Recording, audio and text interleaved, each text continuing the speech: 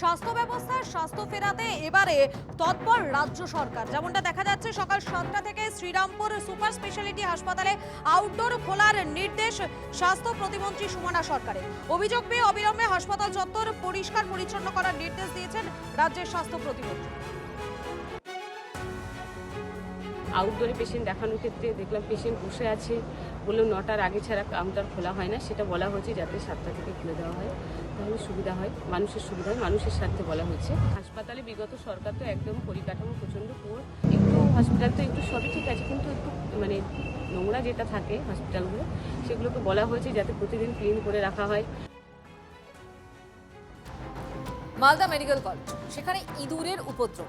হাসপাতালের ওয়ার্ডে ঘুরে বেড়াচ্ছে যত্রতত্র ইঁদুর। চিকিৎসা করাতে এসে কিনা কামড় খেতে হচ্ছে ইঁদুরের। ইঁদুর ধরতে রোগীর বেডের পাশেই তাই পাতা হয়েছে খাঁচা।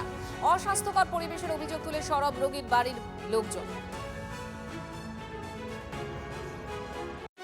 এখানে অনেক ইঁদুর দৌড়ে যাচ্ছে। পেশেন্টের গায়ে চলে আসছে? হ্যাঁ, ওই যে বিষ উঠে যাচ্ছে, তো বিছনাতে উঠে যাচ্ছে, মশারি তলা ঢুকে যাচ্ছে। কখন আসছে ইঁদুর? রাতের বেলা। প্রচুর ইঁদুর নাকি? হ্যাঁ, দেখতে পাচ্ছি। কে রেখেছে ওটা? ওটা বলতে পারবো না। হাসপাতাল থেকে? এখানে রডেন্ট, আপনারা জানেন রডেন্ট হচ্ছে আমাদের প্লেগ পর্যন্ত ছড়াতে পারে। ইঁদুর মারার যন্ত্র রাখা হয়েছে, তার মানে ইঁদুর আছে ওখানে। কি নেই ওখানে? ইঁদুর তো ছেড়ে দিন, কি নেই?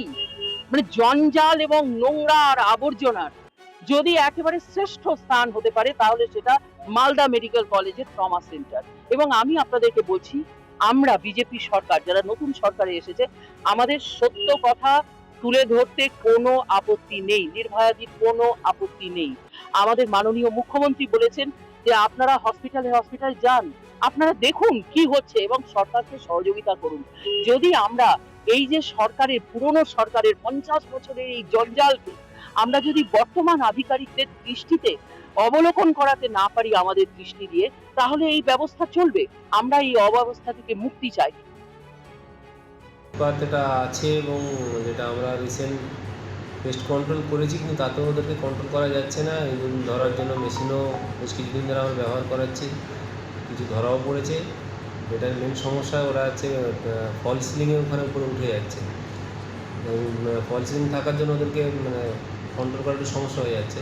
আমরা তবু পেস্ট কন্ট্রোল করছি, ইঁদুর ধরার অন্য কোনো ব্যবস্থা আছে কিনা দেখতে পাচ্ছি।